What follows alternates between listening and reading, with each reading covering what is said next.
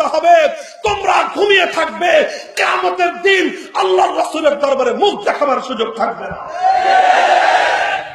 মুহতারাম হাজিরিন, আজ আমরা শাহজালাল বলতে বলতে মুখে ফেনা তুলি, কথা ঠিক না বেঠিক?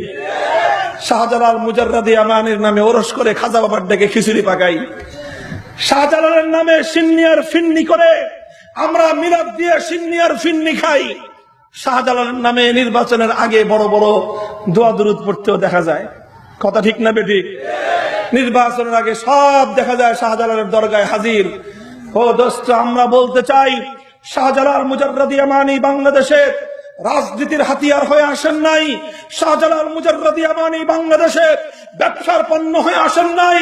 শাহজালাল মুজাররাদি আমানি আমার এই সোনার বাংলা এলাকায় অরসের ধান্দাবাজির পণ্য হয়ে আসেন নাই। শাহজালাল মুজাররাদি আমানি এদেশে খিচুড়ি খাওয়ার জন্য আর সিন্নি ফিন্নি বিতরণ করবার জন্য আসেন নাই।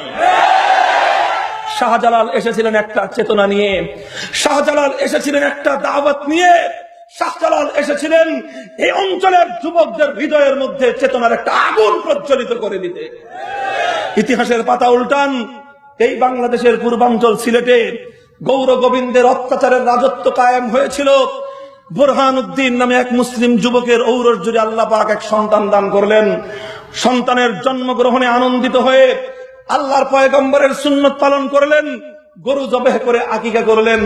সংবাদটা পাওয়ার সঙ্গে সঙ্গে অত্যাচারী গৌর গোবিন্দ মুসলিম যুবক বুরহানুদ্দিন তার সন্তান সহ সদ্য প্রসূত সন্তান সহ গ্রেফতার করে নিয়ে গিয়ে শুধুমাত্র খোদার জমিনে আল্লাহর পক্ষ থেকে বৈধকৃত পশু গরু জবেহ করবার অপরাধে যে হাত দিয়ে গরু জবেহ করেছিলেন সেই হাতকে কেটে টুকরো করে দিল।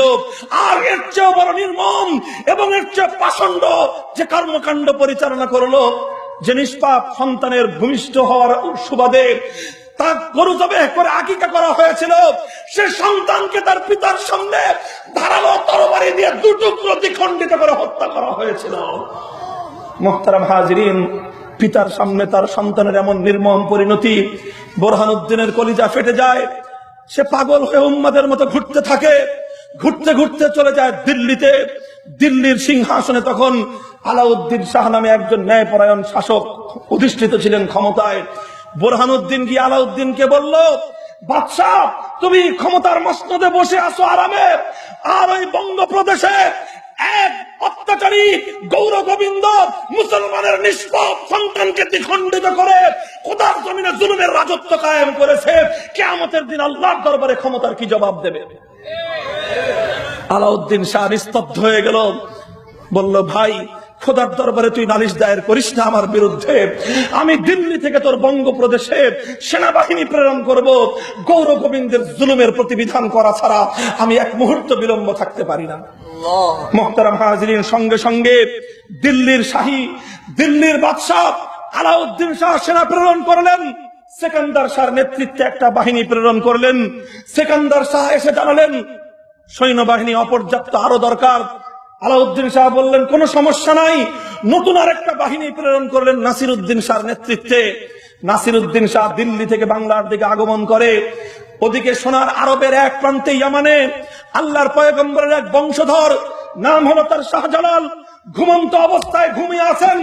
হঠাৎ স্বপ্নে দেখেন সোনার মদিনার রওজা আতহার থেকে নবী মুহাম্মদ আরবি সাল্লাল্লাহু আলাইহি ওয়াসাল্লাম শাহজালালের ঘরে উপস্থিত। চিৎকার করে ডাক দিয়ে বলতেছেন, শাহজালাল, আর কত ঘুমাবে? দেখো আমার বাংলার অঞ্চলে আমার উম্মতেরা সেখানে নির্যাতিত, দেখো আমার বাংলার অঞ্চলের দিকে সেখানে ইসলামের দাওয়াত আজকে ভুলণ্ঠিত।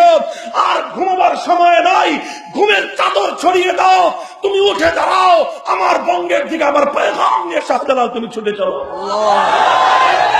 শাহজালাল রহমতুল্লাহ আলাইহি ঘুম থেকে উঠলেন, রওনা করলেন হিন্দুস্তানের দিকে। রাস্তার মধ্যে 360 জন ভক্ত, মুরিদ, শিষ্য, সাগরিদ জুটলো।